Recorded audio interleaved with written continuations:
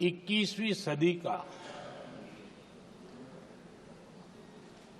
25% हिस्सा बीत चुका है।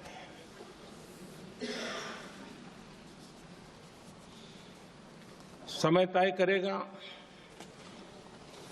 20वीं सदी के आजादी के बाद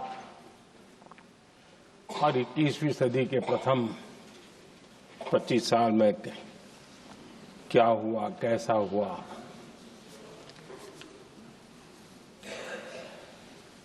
लेकिन इस राष्ट्रपति जी के संबोधन में अगर हम बारीकी इसको अध्ययन करेंगे तो ये साफ नजर आता है कि उन्होंने देश के सामने भविष्य के 25 वर्ष और विकसित भारत के लिए एक नया विश्वास जगाने वाली बात,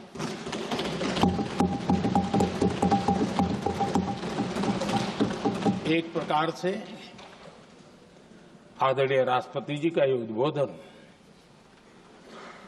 विकसित भारत के संकल्प को मजबूती देने वाला है, नया विश्वास पैदा करने वाला है और जन सामान्य को प्रेरित करने वाला है। आदरणीय सभापति जी, सारे अध्ययन बार बार ये कह चुके हैं कि गत 10 वर्ष में देश की जनता ने हमें सेवा करने का मौका दिया। 25 करोड़ देशवासी गरीबी को परास्त करके गरीबी से बाहर निकले।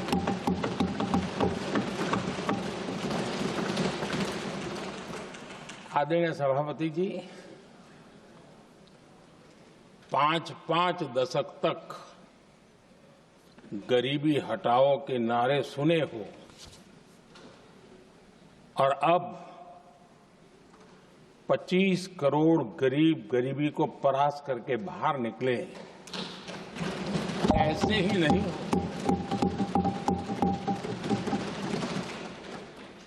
योजनाबद्ध तरीके से समर्पित भाव से अपनेपन की पूरी संवेदनशीलता के साथ जब गरीबों के लिए जीवन खपाते हैं ना, तब ये होता है। आदरणीय सभापति जी, जब जमीन से जुड़े लोग जमीन की सच्चाई को जानते हुए जमीन पर जीवन खपाते हैं, तब जमीन पर बदलाव निश्चित होके रहता है।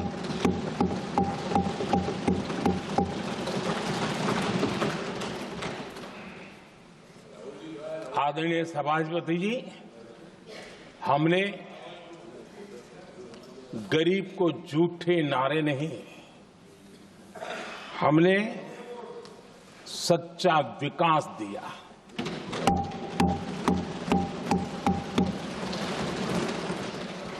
गरीब का दुख,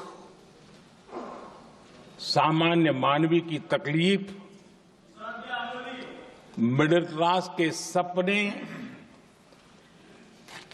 ऐसे ही नहीं समझे जाते।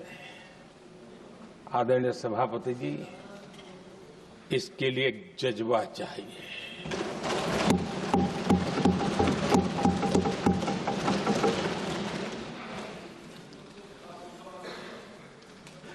और मुझे दुख के साथ कहना है कि कुछ लोगों में ये है ही नहीं।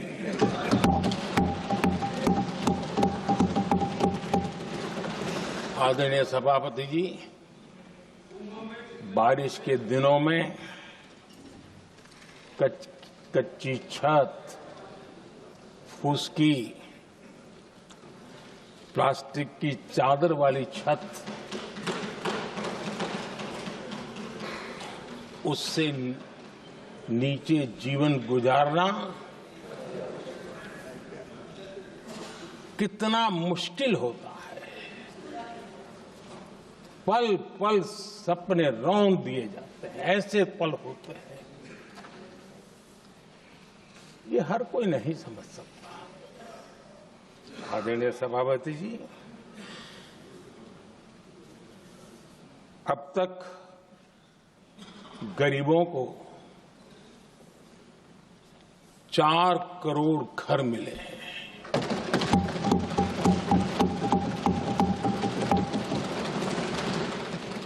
जिसने उस जिंदगी को जिया है ना, उसे समझ होती है कि पक्की छत वाला घर मिलने का मतलब क्या होगा। आदरणीय सभापति जी, एक महिला जब खुले में शौच जाने के लिए मजबूर हो जाती है, वो या तो सूर्योदय के पहले या सूर्यास्त के बाद, कठिनाइयों के झेलने के बाद इस छोटा सा अपना नित्य कर्म करने के लिए निकल सकती है। तब उसे क्या तकलीफ होती थी, ऐसे लोग समझ नहीं सकते। आदरणीय सभापति जी, हमने 12 करोड़ से ज्यादा शौचालय बनाकर बहनों बेटियों की मुश्किलें दूर की।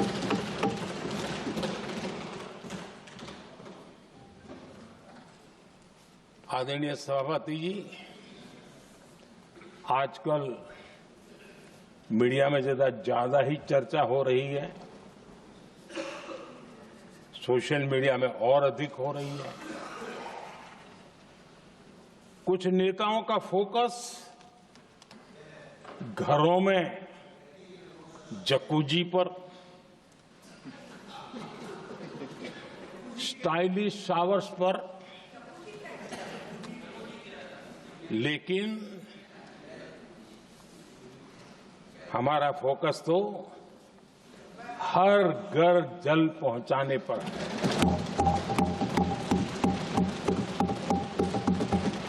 आजादी के 75 साल के बाद देश में 75% करीब 16 करोड़ से भी ज्यादा घरों के पास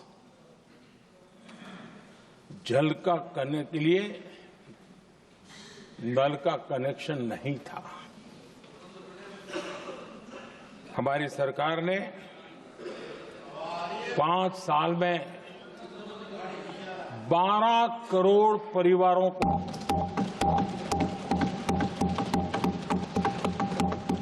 घरों में नल से जल देने का काम किया है और काम तेजी से आगे भी बढ़ रहा है।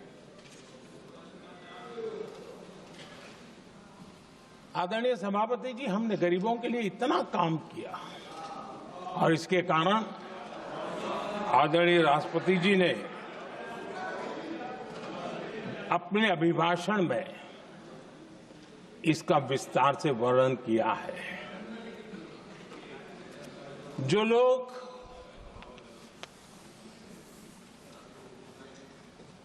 गरीबों की झोंपड़ियों में फोटो सेशन कराकर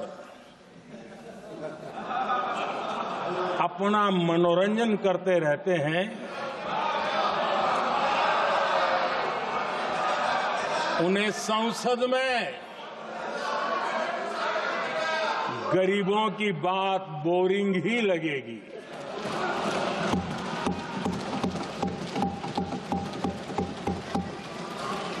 आदरणीय सभापति जी, मैं उनका गुस्सा समझ सकता हूं।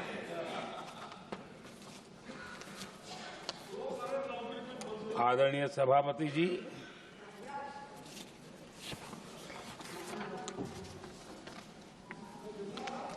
समस्या की पहचान करना एक बात है, लेकिन अगर जिम्मेवारी है तो समस्या की पहचान कर करके छूट नहीं सकते। उसके समाधान के लिए समर्पित भाव से प्रयास करना होता है। हमने देखा है और पिछले 10 साल के हमारे काम को देखा होगा और राष्ट्रपति जी के अभिभाषण में भी देखा होगा, हमारा प्रयास समस्या की समाधान का रहता है और हम समर्पित भाव से प्रयास करते हैं। आदरणीय सभापति जी, हमारे देश में एक प्रधानमंत्री हुआ करते थे।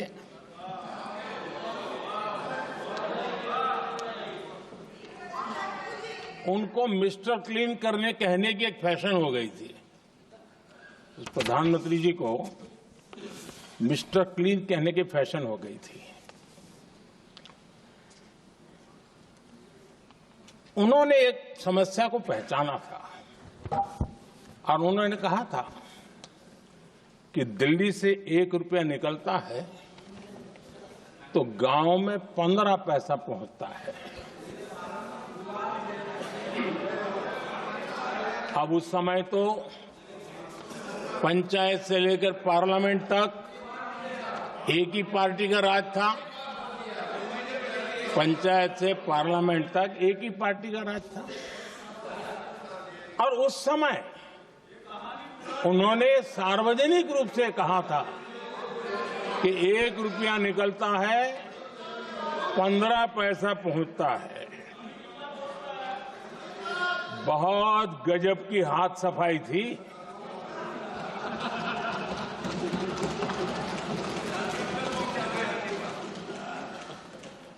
पंद्रह पैसा किसके पास जाता था, ये देश का सामान्य मानवी भी आसानी से समझ सकता है।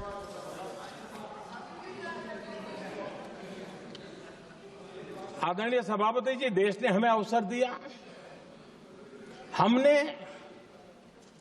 समाधान खोजने का प्रयास किया। हमारा मॉडल है बचत भी विकास भी। जनता का पैसा जनता के लिए। हमने जनधन, आधार, मोबाइल की जेम ट्रिनिटी बनाई और डीबीटी से डायरेक्ट बेनिफिट ट्रांसफर ये देना शुरू किया। आदरणीय सभापति जी, हमारे कार्यकाल में हमने 40 लाख करोड़ रुपया सीधा जनता जनार्दन के खाते में जमा किया। आदरणीय सभापति जी, इस देश का दुर्भाग्य देखिए, सरकारें कैसी चलाई गई, किसके लिए चलाई गई।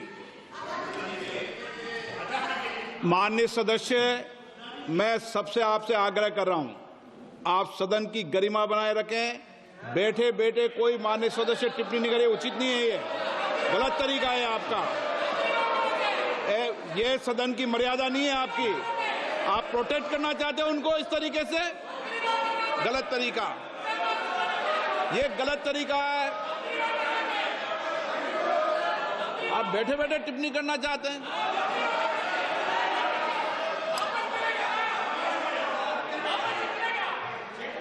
आदरणीय सभापति जी,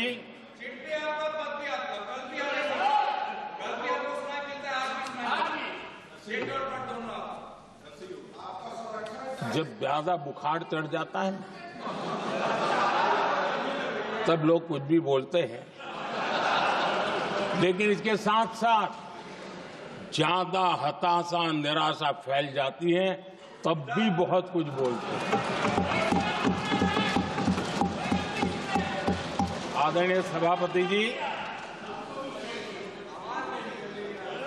जिनका जन्म नहीं हुआ था, जो भारत की इस धरती पर अवतरित नहीं हुए थे, ऐसे 10 करोड़ फर्जी लोग सरकारी खजाने से अलग अलग योजनाओं का फायदा ले रहे थे। आदरणीय सभापति जी, सही को अन्याय न हो इसलिए राजनीतिक फायदा नुकसान की परवाह किए बिना हमने इन 10 करोड़ फर्जी नामों को हटाया और असली लाभार्थियों को खोज खोज करके उन तक मदद पहुंचाने का अभियान चलाया। आदरणीय सभापति जी, ये 10 करोड़ फर्जी लोग जब हटे और भिन्न भिन्न योजनाओं का हिसाब लगाएं तो करीब करीब 3 लाख करोड़ रुपया गलत हाथों से जाने से बच गए। मैं हाथ किसका था ये नहीं कह रहा हूं, गलत हाथों से। आदरणीय सभापति जी, हमने सरकारी खरीद में भी टेक्नोलॉजी का भरपूर उपयोग किया, ट्रांसपेरेंसी लाए और जेम पोर्टल, जो आज राज्य सरकारें भी उसका उपयोग कर रही है, जेम पोर्टल से जो खरीदी हुई उससे आमतौर पर जो खरीदी होती है उससे कम पैसों में खरीदी हुई और सरकार के 1,15,000 करोड़ रुपए की बचत हुई।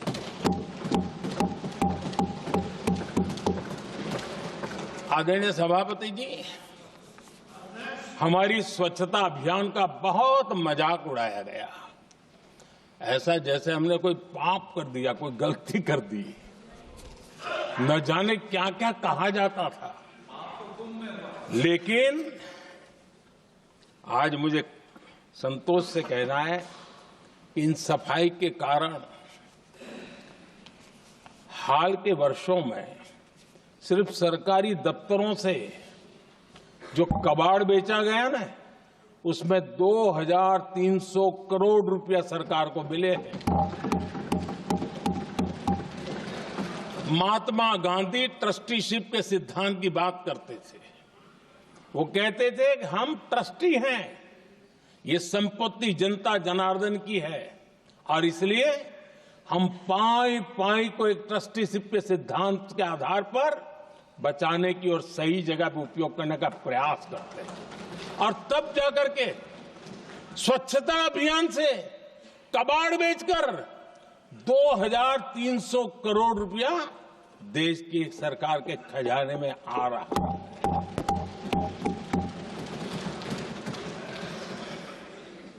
आदरणीय सभापति जी, हमने एक महत्वपूर्ण निर्णय लिया इथेनॉल ब्लेंडिंग का। हम जानते हैं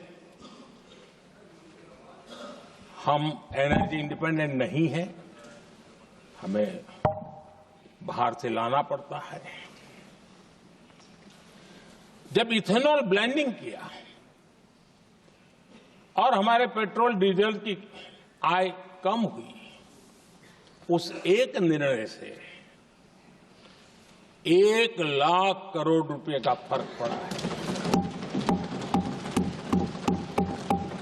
और ये पैसे करीब करीब 1 लाख करोड़ रुपया किसानों की जेब में गया है। आदरणीय सभापति जी, मैं बचत की तो बात कर रहा हूं, लेकिन पहले अखबारों की हेडलाइन हुआ करती थी, इतने लाख के घोटाले, इतने लाख के घोटाले, इतने लाख के घोटाले। 10 साल हो गए, ये घोटाले न कर करके, घोटाले न होने से भी देश के लाखों करोड़ रुपए बचे हैं जो जनता जनार्दन की सेवा में लगे हैं। आदरणीय सभापति जी, हमने ये जो अलग अलग कदम उठाए उससे लाखों करोड़ रुपए की बचत हुई, लेकिन उन पैसों का उपयोग हमने शीश महल बनाने के लिए नहीं किया।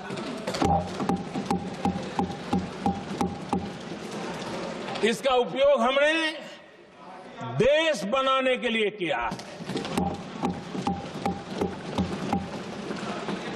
इंफ्रास्ट्रक्चर का बजट 10 साल पहले 1,80,000 करोड़ था,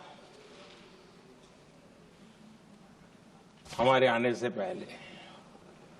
आदरणीय सभापति जी, आज 11 लाख करोड़ रुपया इंफ्रास्ट्रक्चर का बजट है। और इसलिए राष्ट्रपति जी ने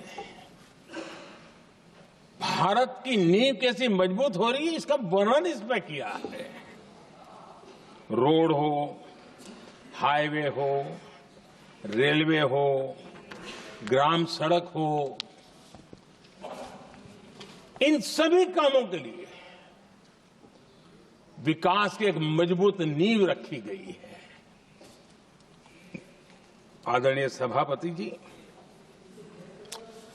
सरकारी खजाने में बचत हुई वो तो एक बात है और वो करना भी चाहिए, जैसा मैंने ट्रस्टीशिप की बात कही, लेकिन हमने इस बात पर भी ध्यान रखा है कि जन सामान्य के उनको भी बचत का लाभ मिलना चाहिए। योजना ऐसी हो ताकि जनता को भी बचत हो। और आपने देखा होगा आयुष्मान भारत योजना, बीमारी के कारण सामान्य मानवी को जो खर्च होता था, अब तक जिन लोगों ने इसका बेनिफिट लिया है उसी के हिसाब से मैं कहता हूं कि करीब करीब देशवासियों का आयुष्मान योजना का बेनिफिट लेते के कारण जो खर्चा उनको अपने जेब से करना पड़ता, वैसे 1,20,000 करोड़ रुपया जनता जनार्दन के बचे हैं।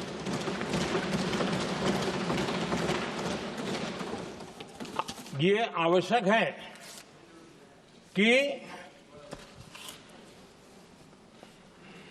अब जैसे जन औषधि केंद्र, आज मध्यम वर्ग के परिवार में 60-70 साल उम्र के परिवार के स्वजन हो तो स्वाभाविक है कोई न कोई बीमारी आ ही जाती है, दवाई का खर्चा भी होता है, दवाएं महंगी भी होती है।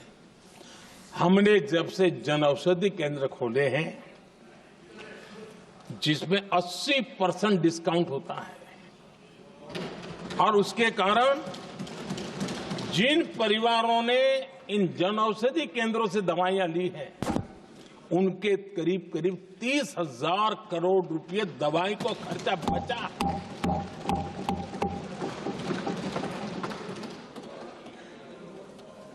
आदरणीय अध्यक्ष जी, यूनिसेफ का भी अनुमान है, उनका कहना है कि जिसके घर में स्वच्छता और टॉयलेट बना, उन्होंने इसका बड़ा सर्वे किया था, उस परिवार को करीब करीब साल भर में 70,000 रुपए की बचत हुई है। स्वच्छता अभियान कहो, टॉयलेट बनाने का काम कहो, शुद्ध जल पहुंचाने का काम करो, कितना बड़ा फायदा हमारे सामान्य परिवार को हो रहा है। आदरणीय अध्यक्ष जी, नल से जल, मैंने प्रारंभ में उसका उल्लेख किया। WHO की एक रिपोर्ट आई है। WHO का कहना है कि नल से जल शुद्ध पानी मिलने के कारण उन परिवारों में जो अन्य बीमारियों के खर्चे होते थे औसत 40,000 रुपया परिवार का बचा है।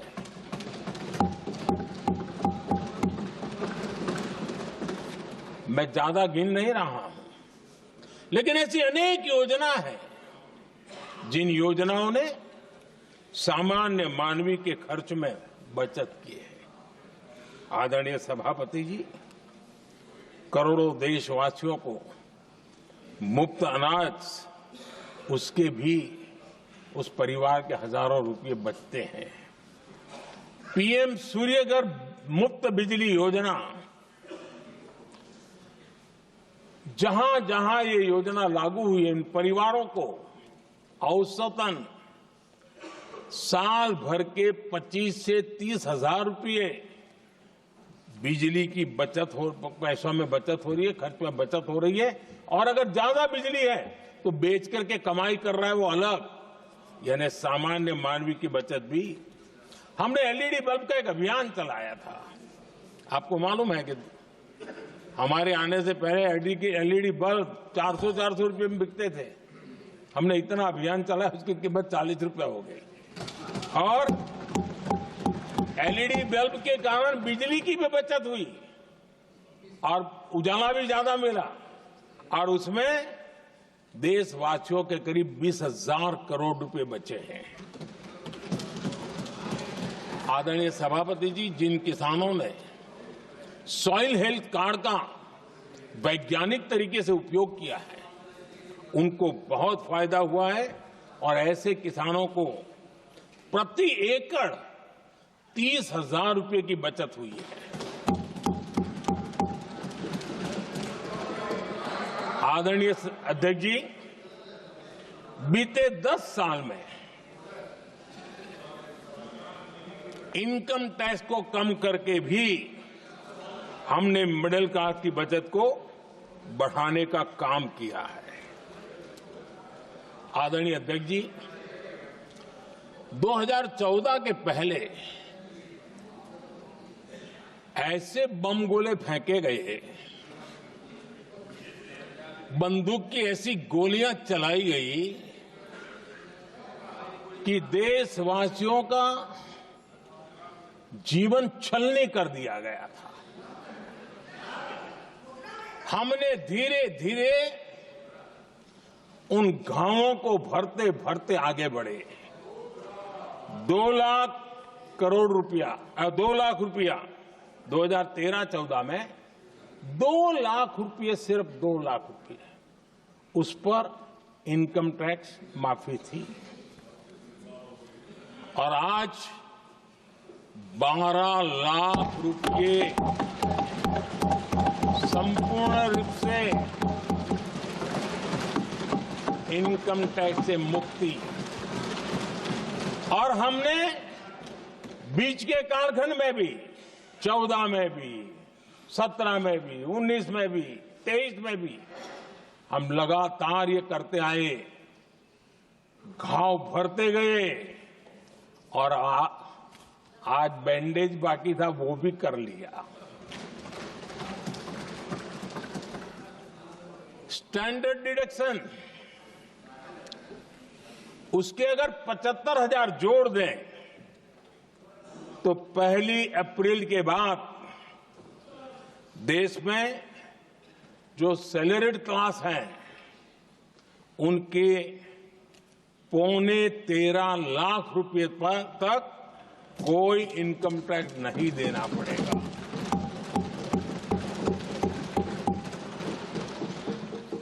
आदरणीय सभापति जी, आप जिस समय युवा मोर्चा में काम करते थे, तब एक बात आप सुनते होंगे, पढ़ते भी होंगे। एक प्रधानमंत्री आए दिन 21वीं सदी बोला करते थे। एक प्रकार से रट गया था, तकिया कलाम जैसा हो गया था, तो बोलते थे 21वीं सदी। जब इतनी बार बोला जाता था तो उस समय टाइम्स ऑफ इंडिया में आर.के. लक्ष्मण ने एक बड़ा शानदार कार्टून बनाया था। वो कार्टून बड़ा इंटरेस्टिंग था। उस कार्टून में एक हवाई जहाज है, एक पायलट है। अब उन्होंने पायलट क्यों पसंद किया वो तो मुझे मालूम नहीं। कुछ पैसेंजर बैठे थे और हवाई जहाज एक ठेले पे रखा हुआ था और मजदूर ठेले को धक्का मार रहे थे और 21वीं सदी लिखा हुआ था। वो कार्टून उस समय तो मजाक लग रहा था, लेकिन आगे चल करके वो सच सिद्ध हो गया। आदरणीय अध्यक्ष जी, ये कटाक्ष था जमीनी सच्चाई से। तब के प्रधानमंत्री कितने कटे उठे थे और हवाई बातों में लगे हुए थे, इसका वो जीता जागता प्रदर्शन करने वाला कार्टून है।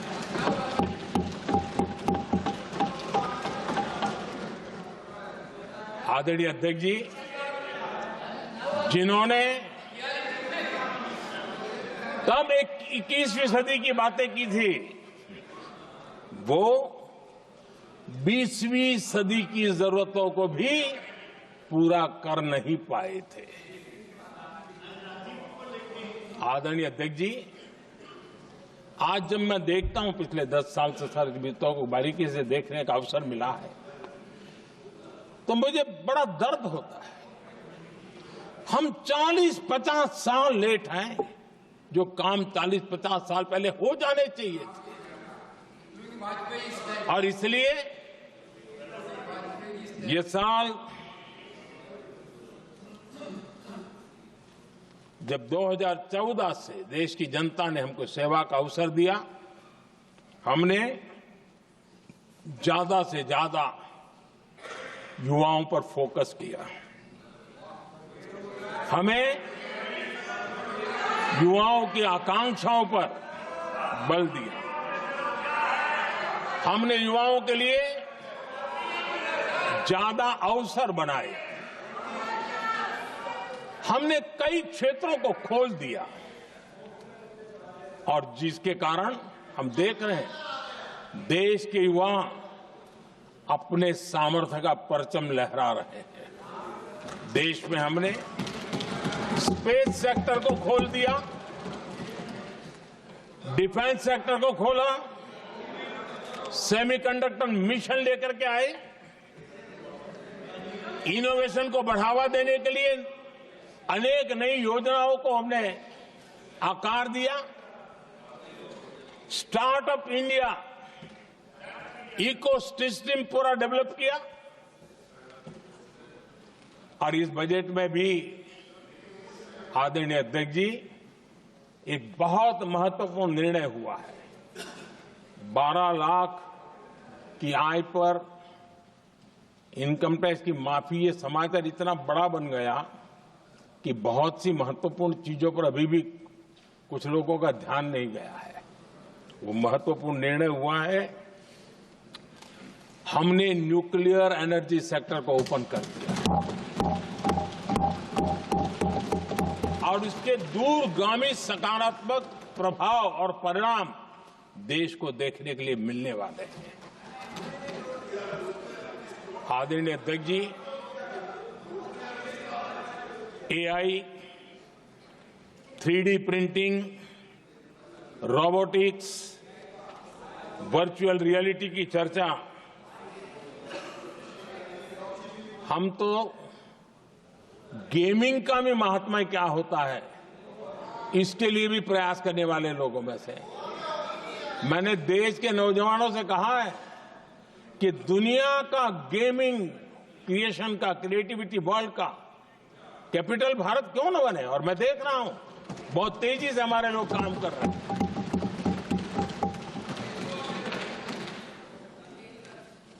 कुछ लोगों को अब जब एआई की बात होती है, कुछ लोगों को अब ये शब्द फैशन में है तो बोला जाता है, लेकिन मेरे लिए सिंगल एआई नहीं है, डबल एआई। भारत की डबल ताकत है। एक एआई आर्टिफिशियल इंटेलिजेंस, दूसरा एआई एस्पिरेशनल इंडिया।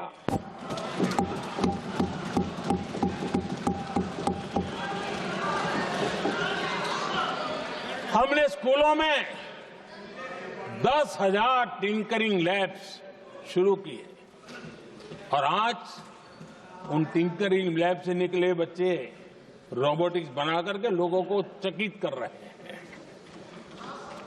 और इस बजट में 50,000 नए टिंकरिंग लैब्स उसका प्रावधान किया गया। भारत वो देश है जिसके इंडिया एआई मिशन को लेकर के पूरी दुनिया बहुत आशावादी है और विश्व के एआई प्लेटफॉर्म में भारत की मौजूदगी एक महत्वपूर्ण स्थान प्राप्त कर चुकी है। आदरणीय अध्यक्ष जी, इस साल बजट में हमने डीप टेक के डोमेन को में इन्वेस्टमेंट की बात की है और डीप टेक मैं समझता हूं हमारे लिए तेज गति से आगे बढ़ने के लिए और 21वीं सदी पूरी तरह टेक्नोलॉजी ड्रिवन सेंचुरी है। ऐसे में हमारे लिए आवश्यक है कि भारत डीप टेक के क्षेत्र में बहुत तेजी से आगे बढ़े। आदरणीय अध्यक्ष जी, हम लगातार युवा भविष्य को ध्यान में रखते हुए काम कर रहे हैं, लेकिन कुछ दल हैं जो लगातार युवाओं के साथ धोखा कर रहे हैं, उन्हें धोखा दे रहे हैं। ये दल चुनाव के दरमियान ये भत्ता देंगे, वो भत्ता देंगे, वादा तो करते हैं लेकिन पूरा नहीं करते हैं। ये दल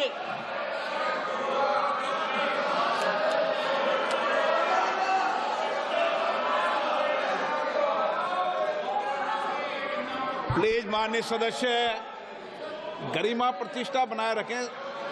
भारत की संसद में आप प्लीज बैठे बैठे टिप्पणी नहीं करें और नए माननीय सदस्य बैठे बैठे टिप्पणी कर रहे हैं। आदरणीय अध्यक्ष जी, ये दल युवाओं के भविष्य पर आपदा बनकर गिरे हुए हैं।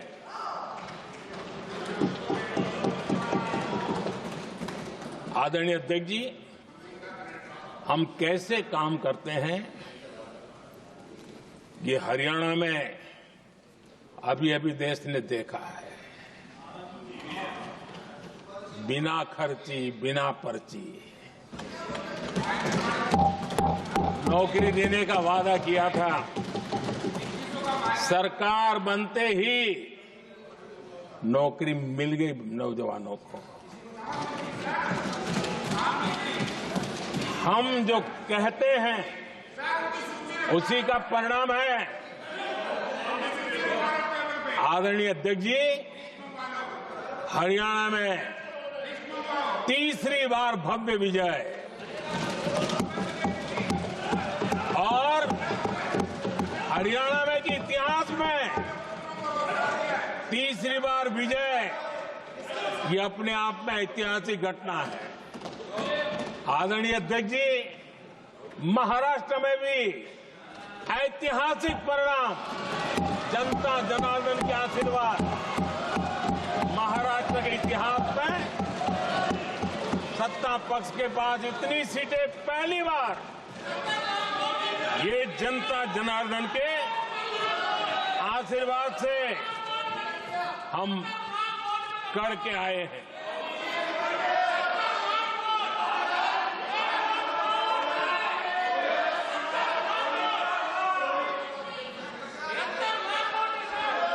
कुछ समझते हैं आदरणीय चीजों को। अध्यक्ष जी, कल जवाब दिया था ना आपको, चलिए।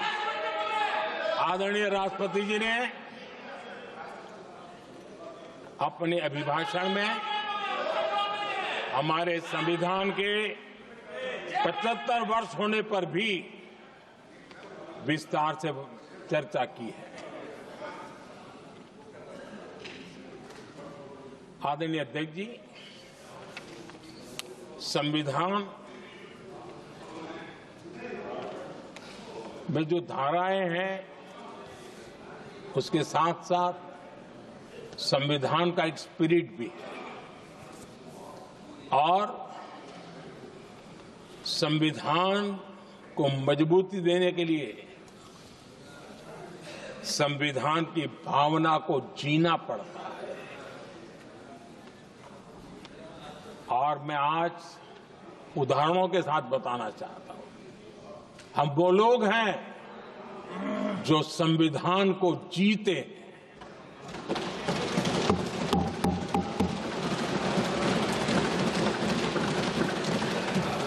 आदरणीय अध्यक्ष महोदय, हमारे यहां ये बात सही है, परंपरा है कि राष्ट्रपति जी जब उद्बोधन करते हैं तो उस सरकार के उस साल के कार्यकाल का ब्यौरा देते हैं।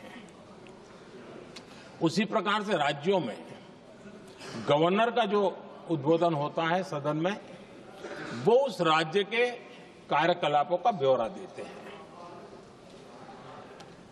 संविधान और लोकतंत्र का स्पिरिट क्या होता है? जब गुजरात के 50 वर्ष हुए, गोल्डन जुबली ईयर मना रहे थे और सद्भाग्य से मुझे उस समय मुख्यमंत्री के रूप में सेवारत था मैं, तो हमने एक महत्वपूर्ण निर्णय किया।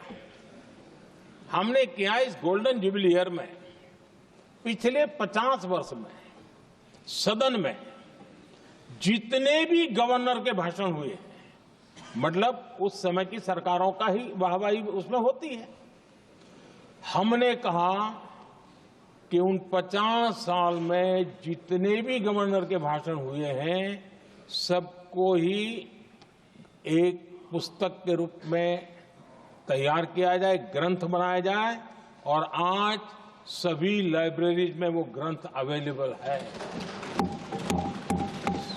मैं तो बीजेपी वाला था, गुजरात में तो ज्यादातर कांग्रेस की सरकारें रही थी, उन सरकारों के गवर्नर के भाषण थे, लेकिन उसको भी प्रसिद्ध कराने का काम भाजपा से बना एक मुख्यमंत्री कर रहा था। क्यों? हम संविधान को जीना जानते हैं, हम संविधान को समर्पित हैं, हम संविधान के स्पिरिट को समझते हैं। आदरणीय अध्यक्ष जी,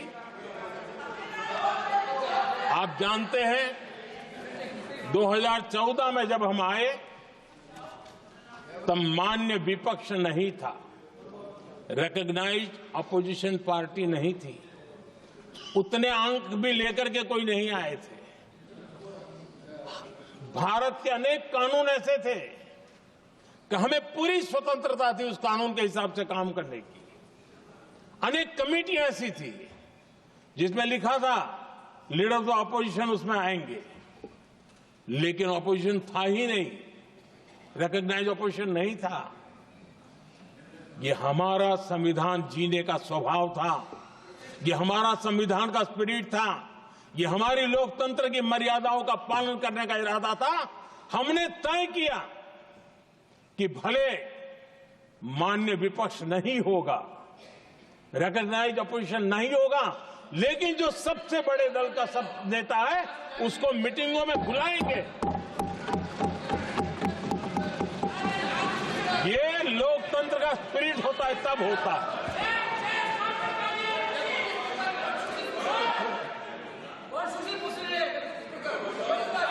चुनाव आयोग की कमेटियां, आदरणीय अध्यक्ष जी, पहले तो प्रधानमंत्री फाइल करके निकालते थे।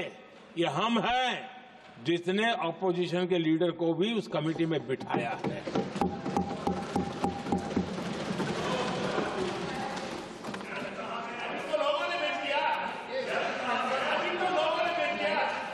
और हमने इसके लिए कानून भी बनाया और आज विधिवत रूप से इलेक्शन कमीशन बनेगा तो अपोजिशन लीडर भी उसके निर्णय की प्रक्रिया में हिस्सा होंगे।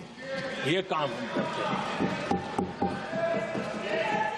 और ये मैंने पहले ही कहा, हम इसलिए करते हैं कि हम संविधान को जीते हैं। आदरणीय अध्यक्ष जी, दिल्ली में आपको कई स्थान ऐसे मिलेंगे जहां कुछ परिवारों ने अपने म्यूजियम बना करके रखे हुए हैं।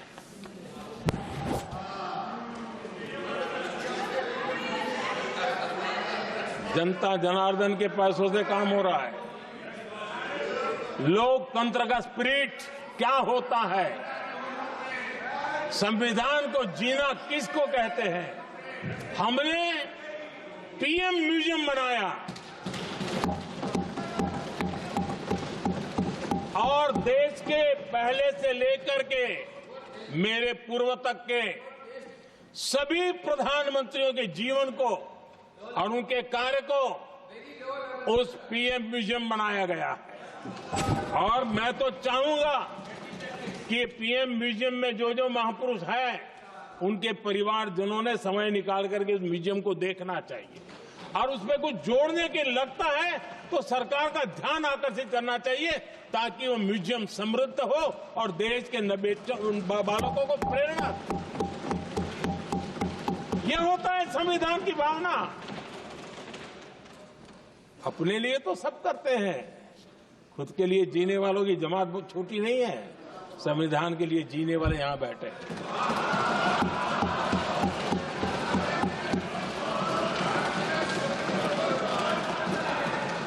आदरणीय अध्यक्ष जी, जब सत्ता सेवा बन जाए तो राष्ट्र निर्माण होता है। जब सत्ता को विरासत बना दिया जाए तब लोकतंत्र खत्म हो जाता है।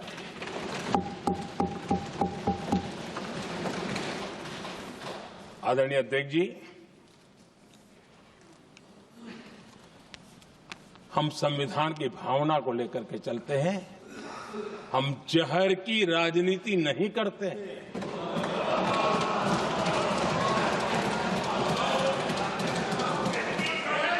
हम देश की एकता को सर्वोपरि रखते हैं और इसलिए सरदार वल्लभ भाई पटेल का दुनिया का सबसे ऊंचा स्टैच्यू बनाते हैं और स्टैच्यू ऑफ यूनिटी देश को जोड़ने का जिस महापुरुष ने काम किया उसका हम स्मरण करते हैं। और वो भाजपा के नहीं थे, वो जनसंघ के नहीं थे।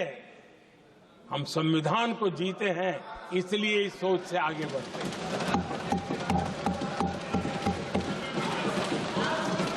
आदरणीय अध्यक्ष जी, ये देश का दुर्भाग्य है कि आजकल कुछ लोग अर्बन नक्सल की भाषा खुलेआम बोल रहे हैं।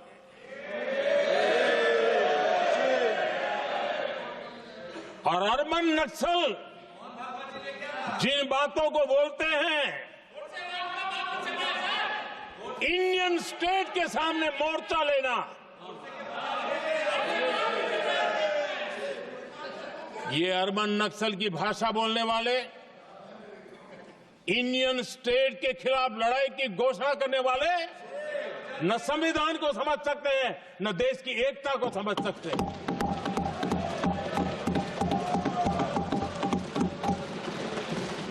आदरणीय अध्यक्ष जी, 7 दशक तक जम्मू एंड कश्मीर और लद्दाख उसे संविधान के अधिकारों से वंचित रखा गया।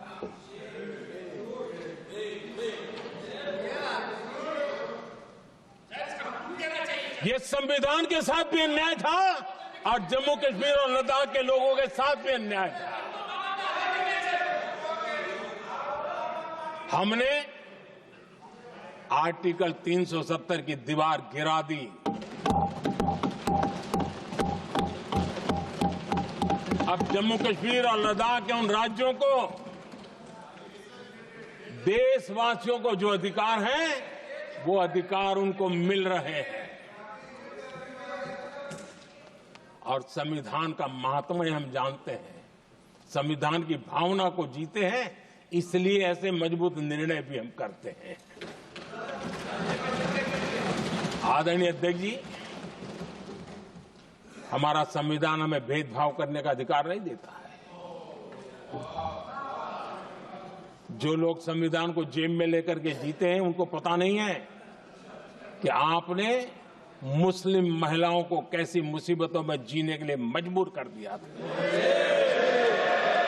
हमने ट्रिपल तलाक का खात्मा कर करके संविधान की भावना के अनुरूप मुस्लिम बेटियों को हक देने का काम किया है, समानता का अधिकार दिया है।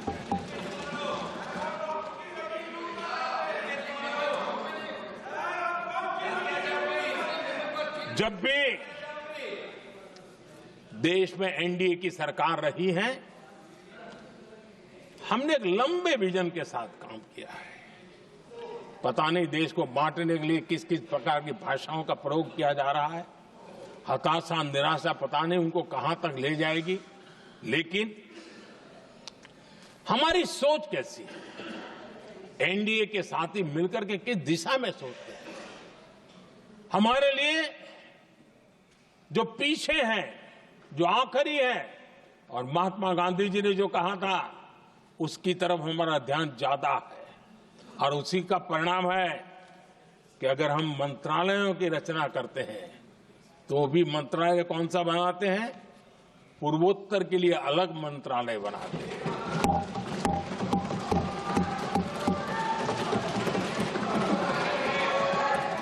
हम देश में इतने साल हो गए, अटल जी आए तब तक किसी को समझ नहीं आया था। भाषण तो देते रहते हैं, आदिवासियों के लिए अलग मंत्रालय एनडीए ने बनाया। आदरणीय अध्यक्ष जी, हमारे दक्षिण के राज्य समुद्री तट से जुड़े हैं, हमारे पूर्व के कई राज्य समुद्री तट से जुड़े हैं।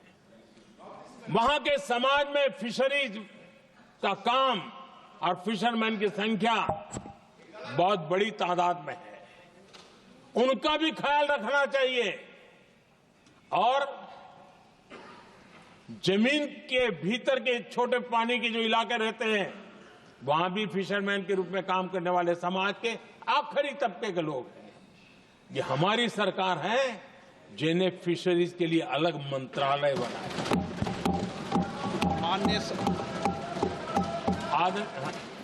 माननीय सदस्यों, अगर सभा की सहमति हो तो सभा की कार्रवाई इस विषय की समाप्ति तक बढ़ा दी जाए। माननीय प्रधानमंत्री जी। आदरणीय अध्यक्ष जी, समाज के दबे कुचले वंचित लोग, इनके अंदर एक सामर्थ्य होता है। अगर स्किल डेवलपमेंट पर बल दिया जाए तो उनके लिए नए अवसर बन सकते हैं, उनकी आशा आकांक्षा के अनुरूप जिंदगी बना सकते हैं। और इसलिए हमने अलग स्किल मंत्रालय बनाया। आदरणीय अध्यक्ष जी, देश में लोकतंत्र का पहला धर्म होता है कि हम सत्ता को सामान्य से सामान्य नागरिक तक उसका अवसर मिले। और इस बात को ध्यान में रखते हुए भारत के कोऑपरेटिव सेक्टर को और समृद्ध बनाने के लिए और तंदुरुस्त बनाने के लिए देश के करोड़ों लोगों को जोड़ने का उसमें अवसर है। अनेक क्षेत्रों में कोऑपरेटिव मूवमेंट को बढ़ाया जा सकता है और उसको ध्यान में रखते हुए हमने अलग कोऑपरेटिव मंत्रालय बनाया। विजन क्या होता है ये यहां पता चलता है। आदरणीय अध्यक्ष जी, जाति की बातें करना कुछ लोगों के लिए फैशन बन गई है। पिछले 30 साल से पिछले 30 साल से सदन में आने वाले ओबीसी समाज के सांसद दलों के भेदभाव से ऊपर उठ करके एक होकर के 30-35 साल से मांग कर रहे थे कि ओबीसी कमीशन को संवैधानिक दर्जा दिया जाए। जिन लोगों को आज जातिवाद में मलाई दिखती है, उनको उस समय ओबीसी समाज की याद नहीं आई। ये हम हैं जिन्होंने ओबीसी समाज को संवैधानिक दर्जा दिया। पिछड़ा वर्ग आयोग आज संवैधानिक व्यवस्था में जो है। आदरणीय अध्यक्ष जी, हर सेक्टर में एससी, एसटी, ओबीसी को ज्यादा से ज्यादा अवसर मिले, उस दिशा में हमने बहुत मजबूती के साथ काम किया है। मैं आज इस सदन के माध्यम से देशवासियों को उनके सामने एक अहम सवाल रखना चाहता हूं। और अध्यक्ष महोदय, जरूर देशवासी मेरे इस सवाल पर चिंतन भी करेंगे और चौराहे पर चर्चा भी करेंगे। कोई मुझे बताएं, क्या एक ही समय में संसद में एससी वर्ग के एक ही परिवार के 3 सांसद कभी हुए हैं क्या? एससी वर्ग के एक ही परिवार के 3 सांसद कभी भी हुए क्या?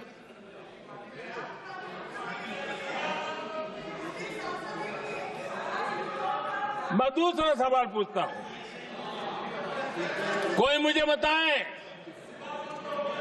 कि एक ही कालखंड में, एक ही समय में संसद में एसटी वर्ग के एक ही परिवार के 3 एमपी हुए हैं क्या?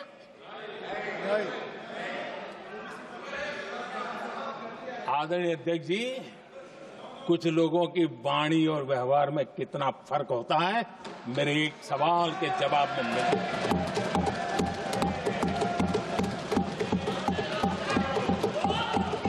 जमीन आसमान का अंतर होता है, रात दिन का अंतर होता है।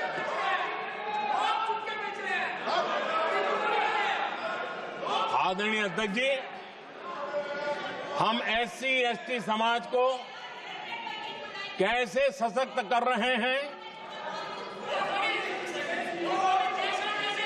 आदरणीय अध्यक्ष जी, समाज में तनाव पैदा किए बिना एकता की भावना को बरकरार रखते हुए समाज के वंचितों का कल्याण कैसे किया जाता है, इसका मैं एक उदाहरण देता हूं।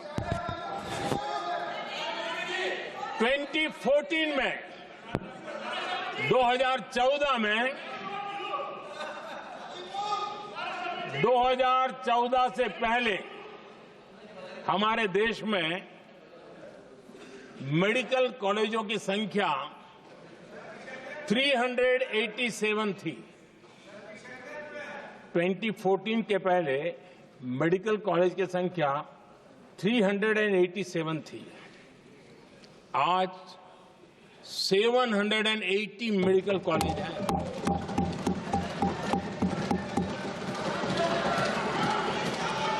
अब मेडिकल कॉलेज बड़े हैं तो सीटें भी बड़ी हैं।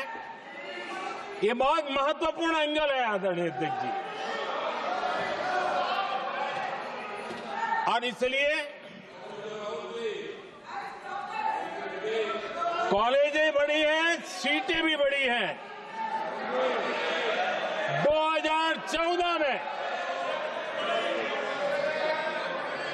2014 में हमारे देश में एससी छात्रों की 2014 से पहले हमारे देश में एससी छात्रों की एमबीबीएस की सीट 7,700 थी।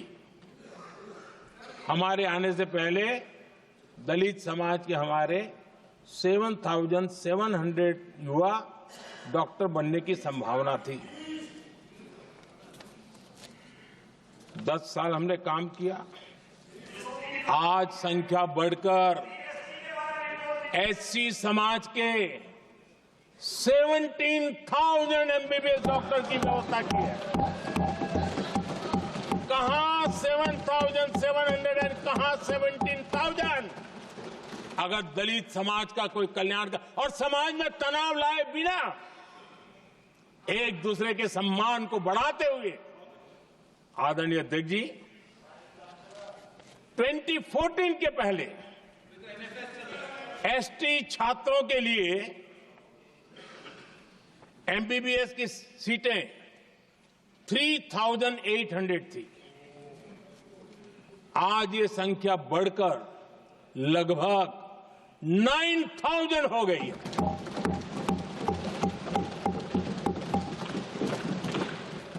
(2014) के पहले ओबीसी के छात्रों के लिए एमबीबीएस में 14,000 से भी कम, 14,000 से भी कम सीटें थी। आज इनकी संख्या लगभग 32,000 हो गई है। ओबीसी समाज के 32,000 एमबीबीएस डॉक्टर बनेंगे। आदरणीय अध्यक्ष महोदय, पिछले 10 साल में हर सप्ताह एक नई यूनिवर्सिटी बनी है।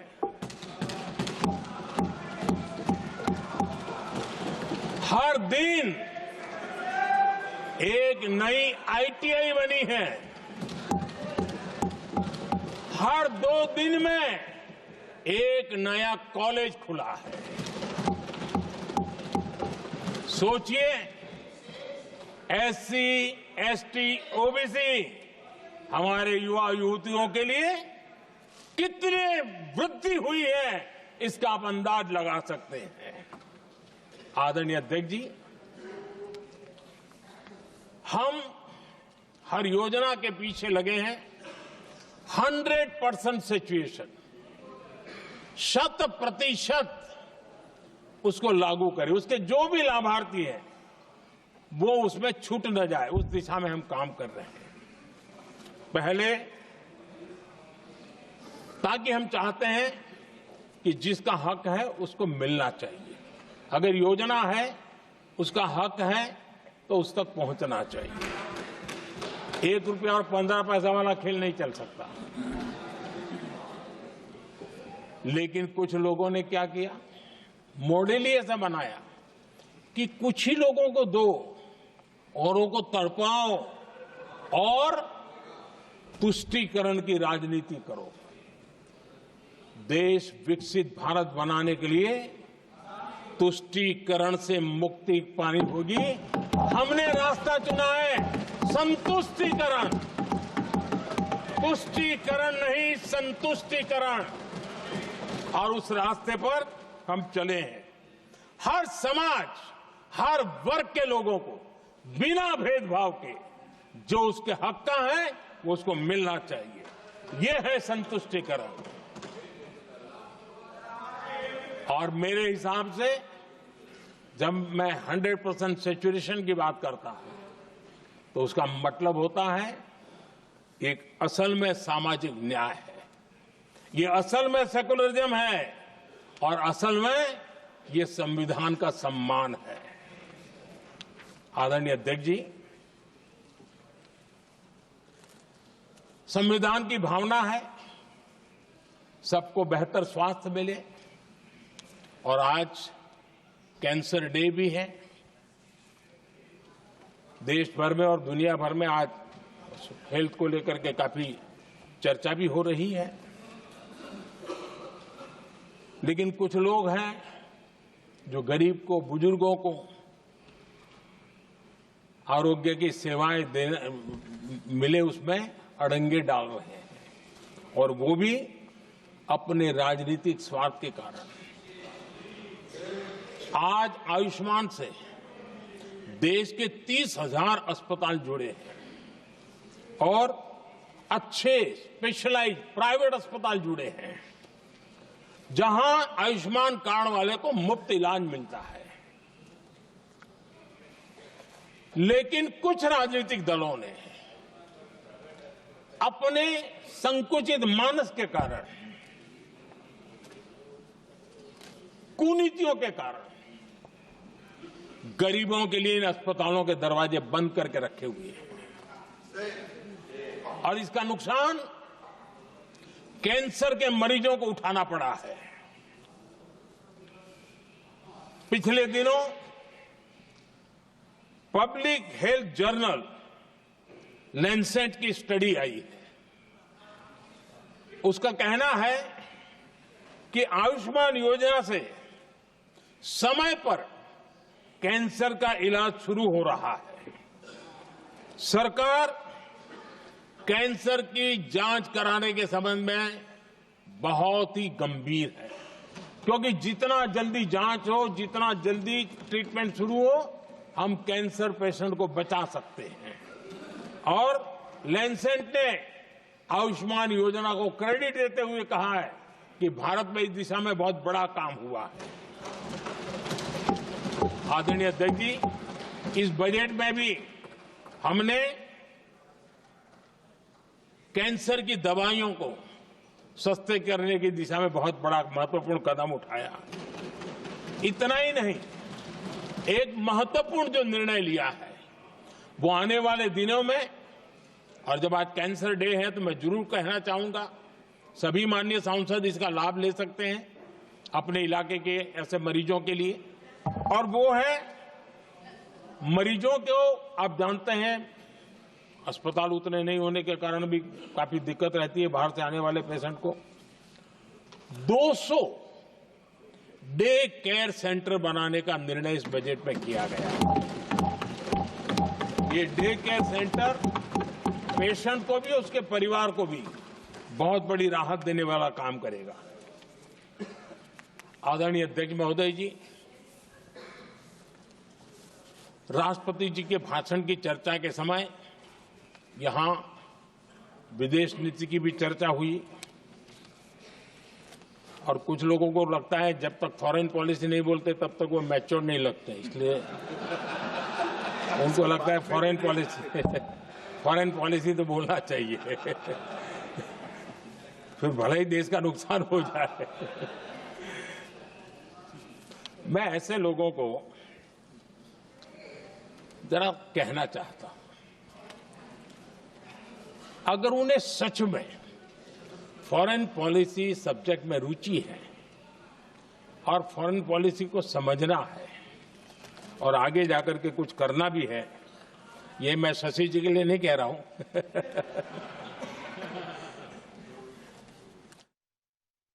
के नाम पर क्या खेल हो रहा था उस किताब के माध्यम से सामने आ रहा है। और इसलिए मैं कहूंगा कि जरा ये किताब पढ़िए। आदरणीय अध्यक्ष जी, गोरा है, गोरा है, गोरा है, अब मत बोलो।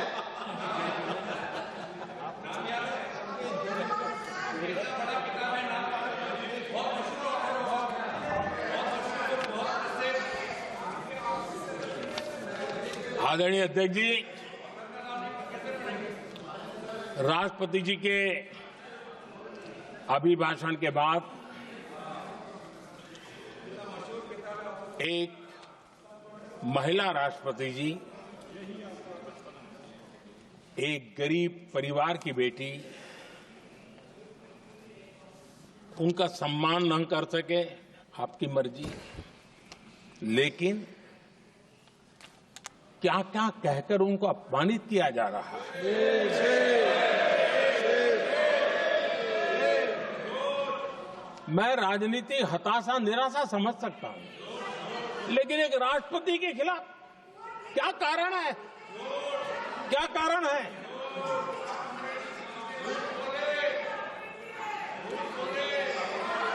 आदरणीय अध्यक्ष जी, आज भारत इस प्रकार की विकृत मानसिकता को छोड़ करके, उस सोच को छोड़ करके विमेन लेड डेवलपमेंट के मंत्र को लेकर के आगे बढ़ रहा है। अगर आधी आबादी उसको अगर पूरा अवसर मिले तो भारत 2 गुनी रफ्तार से आगे बढ़ सकता है, और ये मेरा विश्वास है। 25 साल से इस क्षेत्र में काम करने के बाद मेरा विश्वास और दृढ़ हुआ है। आदरणीय अध्यक्ष जी, पिछले 10 साल में सेल्फ हेल्प ग्रुप्स अब तक 10 करोड़ नई महिलाएं एसएचजी में जुड़ी है, और ये महिलाएं वंचित परिवारों से, ग्रामीण बैकग्राउंड से, समाज के अंतिम पायदान पर बैठी इन महिलाओं का सामर्थ्य बढ़ा, उनका सामाजिक स्तर भी ऊपर उठा, और सरकार ने इनकी मदद 20 लाख रुपए तक बढ़ा दी है, ताकि वो इस काम को आगे बढ़ा सके। उनकी कार्यक्षमता बढ़े, उसका स्केल बढ़े, उस दिशा में हम प्रयास कर रहे हैं, और उसका आज ग्रामीण अर्थव्यवस्था पर बहुत ही सकारात्मक प्रभाव हो रहा है। आदरणीय अध्यक्ष जी, राष्ट्रपति जी ने अपने अभिभाषण में लखपति दीदी अभियान की चर्चा की है। हमारी नई सरकार तीसरी बार बनने के बाद अब तक जो जानकारियां रजिस्टर हुई है, उस हिसाब से 50 लाख से ज्यादा लखपति दीदी की जानकारी हम तक पहुंची है, और जब से मैंने इस योजना को आगे बढ़ाया है, अब तक करीब करीब 1.25 करोड़ महिलाएं लखपति दीदी बनी हैं, और हमारा लक्ष्य है कि हम 3 करोड़ महिलाओं को लखपति दीदी बनाएंगे, और इसके लिए आर्थिक कार्यक्रमों का बल दिया जाएगा। आदरणीय अध्यक्ष जी, आज देश के अनेक गांवों में ड्रोन दीदी की चर्चा हो रही है। एक मनोवैज्ञानिक परिवर्तन गांवों में आया है। महिला के हाथ में ड्रोन चलाते हुए देख के गांव के लोगों का महिला के प्रति देखने का नजरिया बदल रहा है, और आज नमो ड्रोन दीदी खेतों में काम कर करके लाखों रुपया कमाने लगी हैं।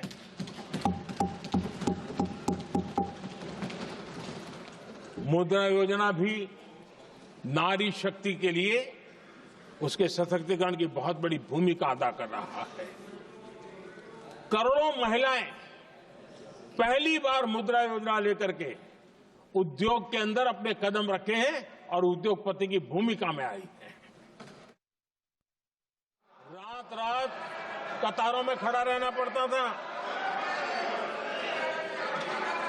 और वो जमाना था जब खाद किसानों के नाम पर निकलती थी, लेकिन खेत में नहीं पहुंचती थी, कहीं और ही काले बाजारी में, और 1 रुपया 15 पैसा वाला हाथ की सफाई का खेल चलता था।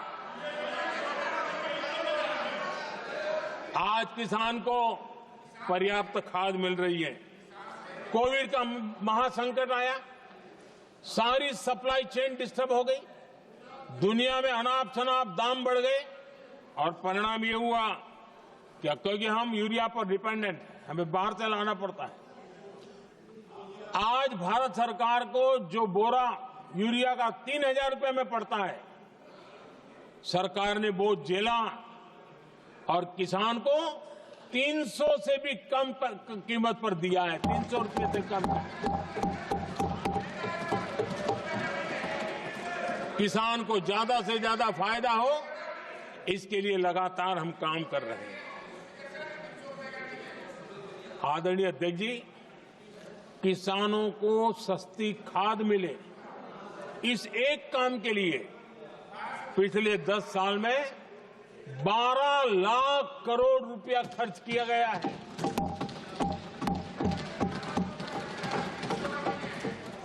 पीएम किसान सम्मान निधि, उसे करीब 3.5 लाख करोड़ रुपए डायरेक्ट किसान के खाते में पहुंचे हैं। हमने रिकॉर्ड एमएसपी भी बढ़ाया और पहले की तुलना में बीते दशक में 3 गुना अधिक हमने खरीदी की है।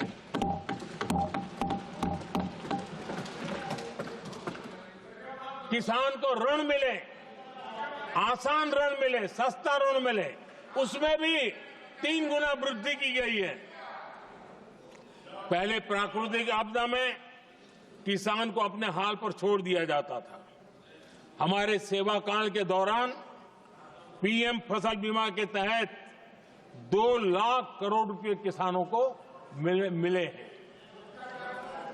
आदरणीय अध्यक्ष महोदय, सिंचाई के लिए बीते दशक में अभूतपूर्व कदम उठा गए हैं और जो लोग संविधान की बातें करते हैं उनको ज्यादा ज्ञान नहीं है, ये भी दुर्भाग्य है। बहुत कम लोगों को मालूम होगा कि हमारे देश में डॉक्टर बाबा साहब आम्बेडकर ने पानी की योजनाओं को लेकर इतना उनका विजन क्लियर था, इतना व्यापक था और इतना समावेशी था, जो आज भी हम लोगों को प्रेरणा देता है। और 100 से बड़ी सिंचाई परियोजनाओं जो दशकों से लटकी हुई थी, हमने उसको पूरा करने का अभियान चलाया ताकि किसानों के खेत में पानी पहुंचे।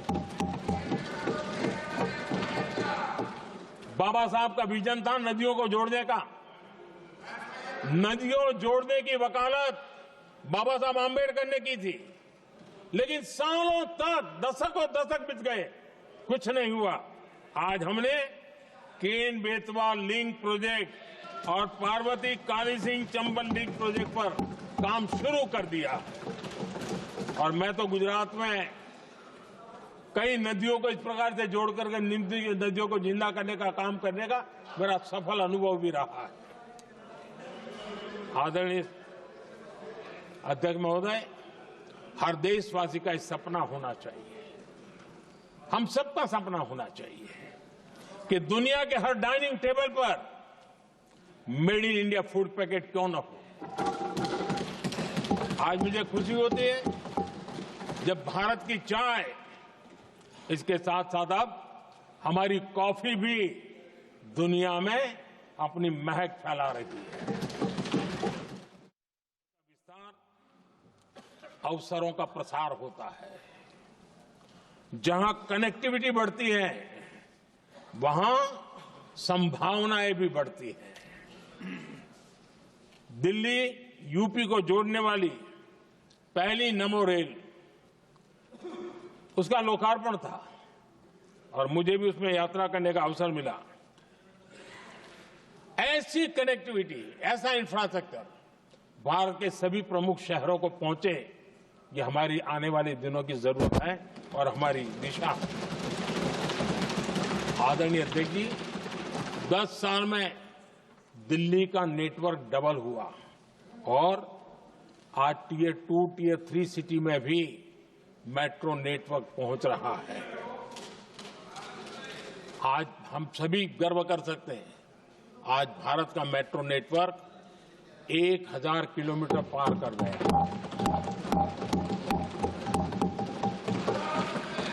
और इतना ही नहीं, वर्तमान में 1000 किलोमीटर और उस पर भी काम चल रहा है। यानी हम कितना तेजी से आगे बढ़ रहे हैं। आदरणीय अध्यक्ष जी, प्रदूषण को कम करने की दिशा में भी कई इनिशिएटिव भारत सरकार ने लिए हैं। 12,000 इलेक्ट्रिक बस हमने देश में दौड़ाना शुरू किया है और दिल्ली को भी बड़ी सेवा करी है, हमने दिल्ली को भी दिया है। आदरणीय अध्यक्ष जी, हमारे देश में एक नया अर्थव्यवस्था हमेशा समय समय पर विस्तार होता रहता है। आज बड़े शहरों में गिग इकोनॉमी एक महत्वपूर्ण एरिया डेवलप हो रहा है। लाखों युवा इसमें जुड़ रहे हैं।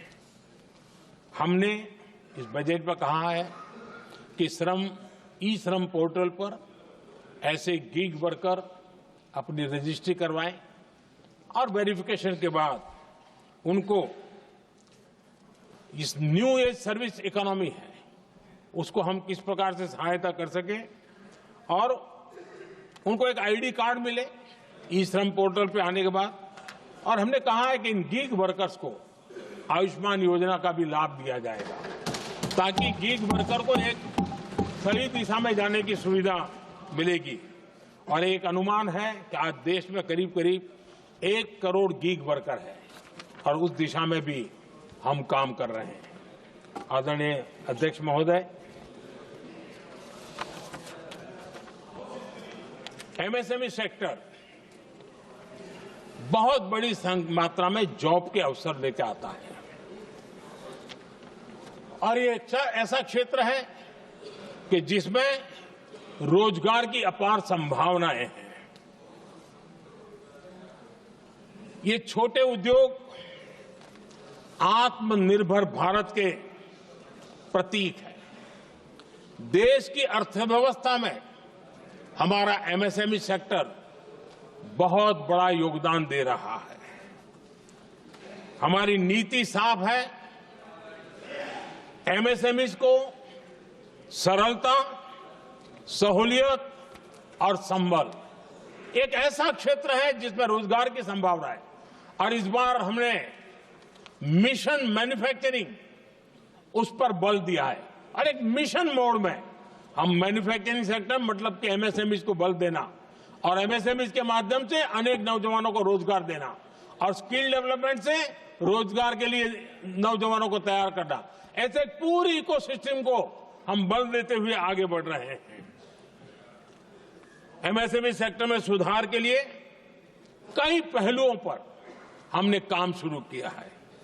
एमएसएमई के लिए क्राइटेरिया 2006 में बनाया गया था, उसे अपडेट नहीं किया गया। पिछले 10 वर्षों में इस क्राइटेरिया में हमने 2 बार अपग्रेडेशन करने का प्रयास किया और इस बार एक बहुत बड़ा जंप लगाया है। पहली बार 2020 में, दूसरी बार इस बजट में हमने एमएसएमई को आगे बढ़ाने का प्रयास किया है। हर तरफ उनको आर्थिक सहायता दी जा रही है। एमएसएमई के सामने चुनौती फॉर्मल फाइनेंशियल रिसोर्सेज की कमी की रही है। कोविड के संकट के काल में एमएसएमई को एक विशेष बल दिया गया। हमने खिलौना उद्योग उसको एक विशेष बल दिया। हमने कपड़ा उद्योग को विशेष बल दिया। उनको कैश फ्लो की कमी नहीं होने दी और बिना किसी गारंटी को लोन दिया। हजारों उद्योगों में लाखों नौकरियों की संभावनाएं बनी और नौकरियां सुरक्षित भी हुई। छोटे उद्योग, उनके लिए customised credit card, credit guarantee coverage, उस दिशा में हमने कदम उठाए जिसके कारण वो अपने ईज ऑफ डूइंग बिजनेस को भी बढ़ावा मिले और वो गैर जरूरी नियमों को कम करने के कारण उनका एडमिनिस्ट्रेटिव बोझ जो रहता था, एक आध व्यक्ति को उनको काम पर पैसा देना पड़ता था, वो भी बंद कर दिया गया। एमएसएमई को बढ़ावा देने के लिए जो हमने नई नीतियां बनाई है, आपको खुशी होगी, एक समय था 2014 के पहले खिलौने जैसी चीजें हम इंपोर्ट करते थे। आज मैं गर्व से कह सकता हूं कि मेरे देश के खिलौने बनाने वाले छोटे उद्योग आज दुनिया के अंदर खिलौने एक्सपोर्ट हो रहे हैं।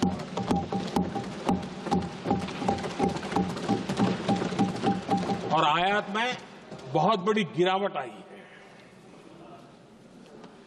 निर्यात में करीब 239% वृद्धि हुई है। एमएसएमई के जरिए संचालित ऐसे कई सेक्टर्स हैं जो दुनिया भर में अपनी पहचान बना रहे हैं। मेड इन इंडिया कपड़े, इलेक्ट्रॉनिक्स, इलेक्ट्रिकल गुड्स के सामान आज दूसरे देशों के जीवन का हिस्सा बन रहा है। आदरणीय अध्यक्ष जी, विकसित भारत के सपने को पूरा करने के लिए देश आगे बढ़ रहा है और बड़े आत्मविश्वास के साथ आगे बढ़ रहा है।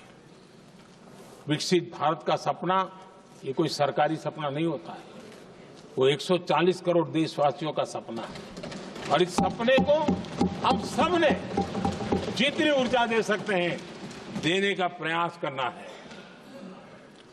और दुनिया में उदाहरण है, 20-25 साल के कालखंड में दुनिया के कई देश विकसित बनकर के दिखाया है, तो भारत के पास तो सामर्थ्य अपार है। हमारे पास डेमोग्राफी है, डेमोक्रेसी है, डिमांड है, हम क्यों नहीं कर सकते?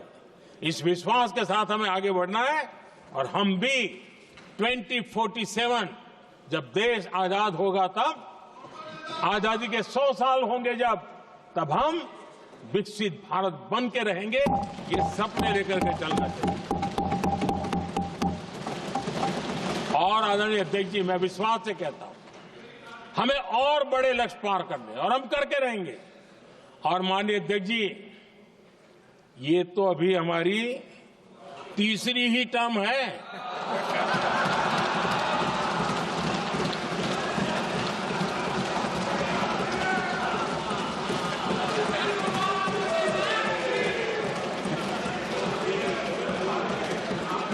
हम देश की आवश्यकता के अनुसार आधुनिक भारत बनाने के लिए, सक्षम भारत बनाने के लिए और विकसित भारत का संकल्प साकार करने के लिए हम आने वाले अनेक वर्षों तक जुटे रहने वाले हैं।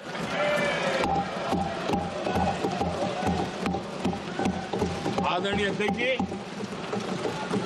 मैं सभी दलों से आग्रह करता हूं, सभी नेताओं से आग्रह करता हूं, देशवासियों से आग्रह करता हूं, अपनी अपनी राजनीतिक विचारधाराएं होंगी, अपने अपने राजनीतिक कार्यक्रम होंगे, लेकिन देश से बड़ा कुछ नहीं हो सकता है। हम सब के लिए देश सर्वोपरि है और हम मिलकर के विकसित भारत के सपने को, अपना 140 करोड़ देशवासियों का सपना भी अपना सपना, इस सपने को लेकर के चल पड़े। देश विकसित होगा, हमारे बाद की जो पीढ़ियां होगी वो कहेगी कि 2025 में एक संसद ऐसी थी जहां बैठा हुआ हर सांसद विकसित भारत के सपने के लिए पूरा करने के लिए काम कर रहा था। आदरणीय अध्यक्ष जी, मैं राष्ट्रपति जी के अभिभाषण पर अपना धन्यवाद व्यक्त करते हुए आपका भी आभार व्यक्त करता हूं, सदन का भी आभार व्यक्त करता हूं। धन्यवाद।